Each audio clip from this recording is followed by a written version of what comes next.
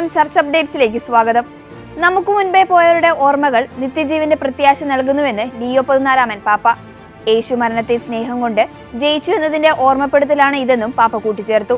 കഴിഞ്ഞ ദിവസം സകല മരിച്ചവരുടെയും തിരുനാൾ ദിനത്തിൽ റോമിലെ ക്യാബോ വെറോനോ സെമിത്തേരിയിൽ മരിച്ചുപോയ എല്ലാ വിശ്വാസികളെയും അനുസ്മരിച്ചുകൊണ്ടുള്ള ദിവ്യബലിയിൽ സന്ദേശം നൽകുകയായിരുന്നു പാപ്പ. മാർപ്പാപ്പയായി തെരഞ്ഞെടുക്കപ്പെട്ടതിനു ശേഷം ലിയോ പാപ്പ സെമിത്തേരിയിൽ നടത്തിയ ആദ്യ പൊതുവിശുദ്ധ കുർബാന അർപ്പണമായിരുന്നു ഇത്. വെള്ളിക്കുളം പള്ളിയിൽ മാതാവിന്റെ ജപമാല മാസാചരണ സമാപനം ഭക്തിസാന്ദ്രമായി മാറി. ഇടവകയിലെ 17 വാർഡുകളിലെ എല്ലാ വീടുകളിലും മാതാവിന്റെ ജപമാല പ്രാർത്ഥന നടത്തുകയും മാതാവിന്റെ തിരുസ്വരൂപം വഹിച്ചുകൊണ്ടുള്ള ജപമാല റാലി വെള്ളിക്കുളം പള്ളിയിലേക്ക് നടത്തപ്പെടുകയും ചെയ്തു.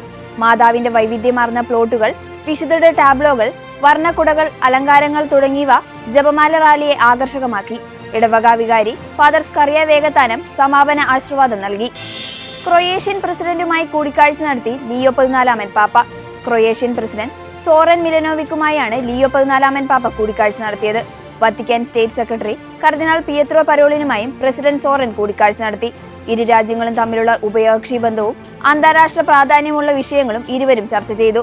2020 ക്രൊയേഷ്യയുടെ പ്രസിഡന്റായി തെരഞ്ഞെടുക്കപ്പെട്ട സോറൻ മിലനോവിക് 2025 74% വോട്ടുകളോടെ രണ്ടാമതും പ്രസിഡന്റായി തെരഞ്ഞെടുക്കപ്പെടുകയായിരുന്നു. കേരളത്തിലെ മുസ്ലിങ്ങൾക്കും ക്രൈസ്തവർക്കും മതാടിസ്ഥാനത്തിൽ സാമുദായിക സംവരണം നൽകുന്നുണ്ടെന്ന് ദേശീയ പിന്നോക്ക വിഭാഗ കമ്മീഷൻ ചെയർമാൻ ഹൻസ്രാജ് അഹാറിന്റെ പ്രസ്താവന പ്രതിഷേധാർഹമെന്ന് KRLCC. ഭരണഘടനയിൽ ഒരിടത്തും മതാടിസ്ഥാനത്തിലുള്ള സംവരണത്തെക്കുറിച്ച് പറയുന്നില്ല.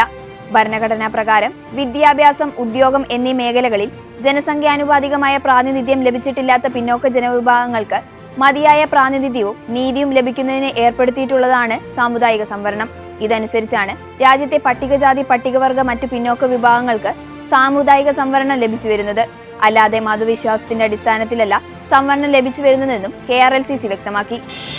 സുഡാനിലെ ആക്രമണത്തെ അപലപിച്ച് ലിയോ 14 പാപ്പ. അതേസമയം സുഡാനിൽ അടിയന്തര വെടിനിർത്തലിനും മാനുഷിക ഇടനാഴികൾ തുറക്കുന്നതിനും മാർപ്പാപ്പ അഭ്യർത്ഥിച്ചു. ഡാർഫറയിലെ അൽ ഫാഷിർ നഗരത്തിൽ നടക്കുന്ന ഭീകരമായ ക്രൂരതകളെക്കുറിച്ചുള്ള റിപ്പോർട്ടുകൾ താൻ അതീവ ദുഃഖത്തോടെയാണ് കാണുന്നതെന്നും പാപ്പ വെളിപ്പെടുത്തി. ദുരിതാശ്വാസ പ്രവർത്തനങ്ങൾക്ക് പിന്തുണ നൽകുന്നതിനായി പ്രവർത്തിക്കാൻ പാപ്പ അന്താരാഷ്ട്ര സമൂഹത്തോട് ആഹ്വാനം ചെയ്തു. ഇതോടെ ചർച്ച് അപ്ഡേറ്റ്സ് പൂർണ്ണമാകുന്നു. നന്ദി.